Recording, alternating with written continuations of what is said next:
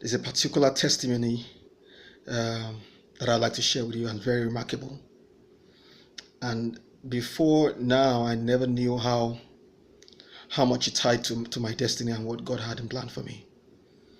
Um, so I think when I was in my early teenage years, I really wanted to be with this girl.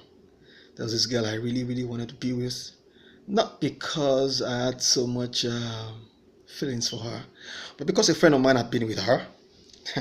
I mean, silly things that we do as teenagers. A friend of mine had been with her, and he had told me so much about how much he enjoyed this, enjoyed that.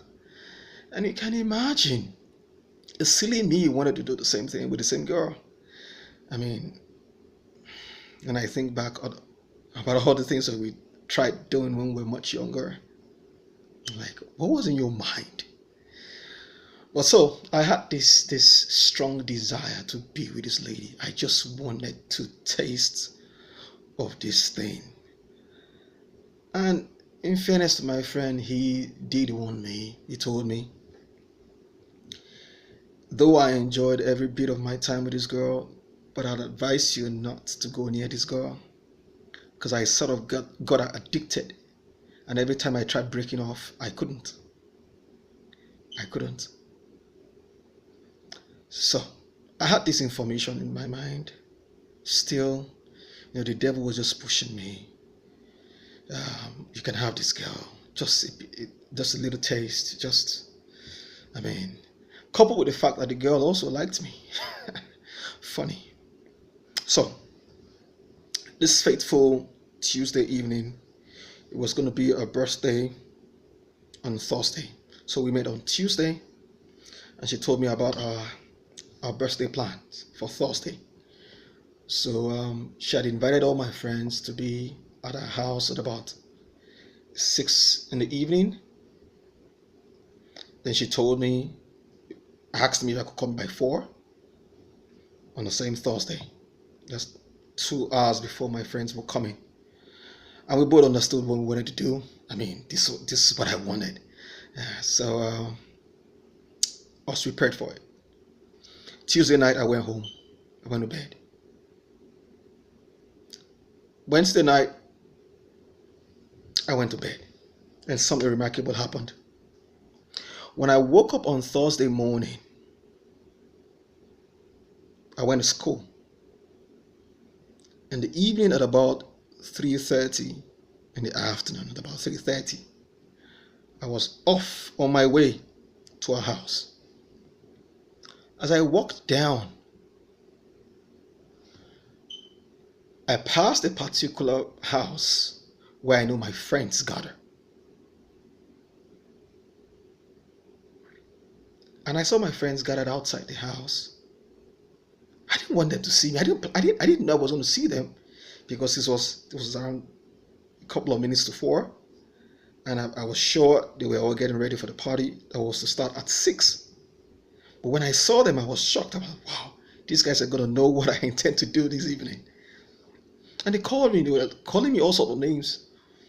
Woman, Robert, how come you messed up? How come you just messed up the whole party? How come you did this? How come you did that? You just messed up the whole thing. I was like, what's going on? What's going on? And they called and they said to me, why weren't you at the party yesterday? And I was like, excuse me, which party? He said, so person's birthday party was yesterday, and you were supposed to be there at 6. At least so they thought. So I'm like, excuse me. Today is Thursday. In fact, I'm on my way there right now. They're like, what? What are you saying? Are you alive? Today is Friday. I'm like, what? How can today be Friday? Yesterday was Wednesday. I mean, this girl and I talked on Tuesday. I went to bed on Wednesday. Woke up this morning, went to school. Today is Thursday. I should go to this girl's house and have a time of my life. Man, by the way, did I mention this was going to be the first time I was supposed to do it? At least be with a girl physically. And I was so excited about it. But somehow, right there before my friends, I realized I'd lost a day in my life. I was so sure yesterday was Wednesday. Do you mean I slept from Wednesday till Friday? Do you mean I went to bed on Wednesday and I woke up on Friday? It didn't hit me until I got back home. Then I realized miraculously God took away that Thursday that I was supposed to meet this girl. He took it away from my life. Until today, that day is missing. It delivered me from that sexual sin. He knew my mind was made up. He knew no preaching was going to stop me. He knew I was going to do it. And he knew the repercussion of what I was going to do. And he knew I wasn't going to survive it. I mean, my friend had told me ever since he tasted this girl, he's been hooked. Even when he tells himself, I'm not going to do this anymore, he keeps going back and he keeps doing it. And here I was going to do the same thing. Despite hearing all the things my friend was going through. But why did God save me? Was the other question I was asking myself. When I was able to get over the fact that I lost a day in my life. Why did God do that? I did not get an answer to that until several years in my life after I'd gotten married. And I discovered that God had a purpose for my life. He wanted me to talk about relationships with the singles and with the married. And he told me, if you had engaged in sexual sin with that lady, my plan for your life would have been destroyed. I don't know how. You would not be in a position to speak to the singles anymore. Not that there are no people who fell into such sins and still are way better, doing better with God than I am right now. But I don't know what was peculiar about my case. I don't know what I would have done. I don't know what would have happened. But one thing I've learned is this. God saves you from a particular thing because he wants to use you in that particular field.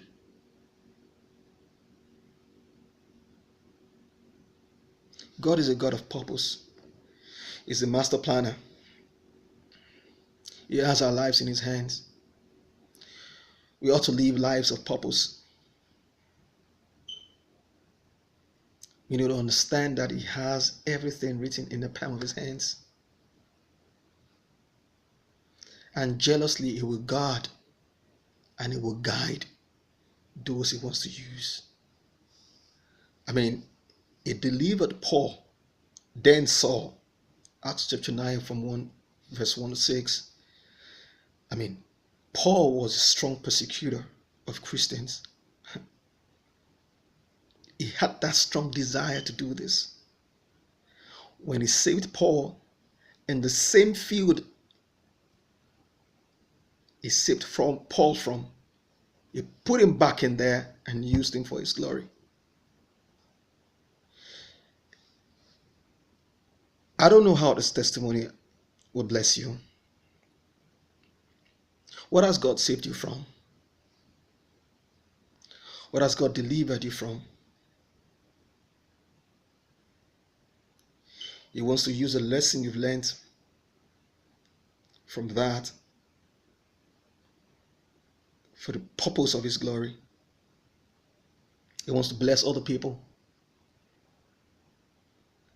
Your testimony is not to sit with you. It is to bless other lives. And it won't bless anybody if you keep quiet.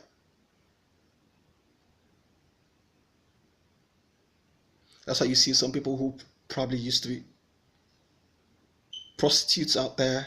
Once they get delivered, you see them going after other prostitutes and telling them about Christ.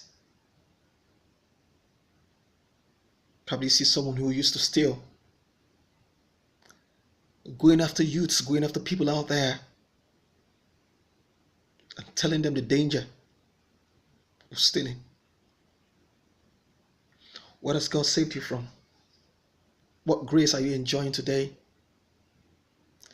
Develop whatever it is that God has delivered you from. Develop the grace He has given to you now. Propagate the word. Let God be proud of the fact that He saved you. You don't have to get yourself into many things. Take one thing at a time. The whole world doesn't have to be your target audience. Select a few people who you understand how you feel because you've been in their shoes before. You used to smoke, you don't smoke anymore. You used to be an alcoholic, you don't drink anymore. You understand how they feel. So when you talk, they know this is not a novice. When you talk to them, they know this is not a novice.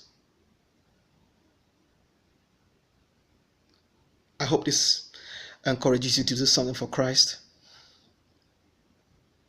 I'm sure a lot more lives will be blessed through you by God's grace. Father, I thank you for the little you've helped me to record and to share with your people. Bless their hearts. Give strength to those who are weak, and as many as trying to break away from sexual sins. Please give grace. And if necessary, like you did for me, take that day away from them. Do everything to save. Do everything to help. And bless your children. And use them as vessels, as channels unto others. In Jesus' name. Amen. So, if you enjoyed the message, it has blessed you in any way, hit the subscribe button. Many more videos will be coming up by God's grace, and I'm sure it will bless your life. Share with others. Make comments. Let me hear what you feel. Share your testimony also down at the comment section, and let's have fun together in God. Amen.